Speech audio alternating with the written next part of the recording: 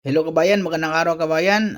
Magkwentuhan tayo kabayan tungkol sa salary kabayan. Magkano yung sweldo ko dito kabayan. Bago ang lahat kabayan, huwag kalimutang mag-subscribe at i-click ang notification bell for more car body repair tayo kabayan ha. O yun na nga kabayan, yung pag-usapan natin ngayon, yung magkano yung sweldo ko dito sa Quebec, Canada bilang isang latero. Sa mga latiro dyan kabayan, gusto magtanong, ito yung sasabihin ko sa inyo kabayan yan. Yung sweldo lang muna. Kasi sa ngayon kabayan, 4 years na ako. 2019 ako dumating.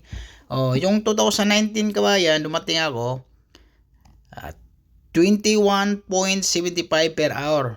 Tapos 2019, pag 2020, 19, 20, 21 kabayan, naging 23 ako.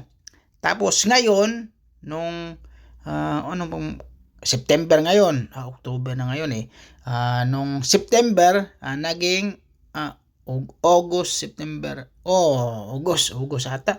Yung August, naging 25 ako. Tapos kabayan, pag may katanungan kayo kabayan, paano mag-apply ng isang latero o kaya mechanic kabayan, mayroon tayong agency na pwede niya kayong mag-apply doon.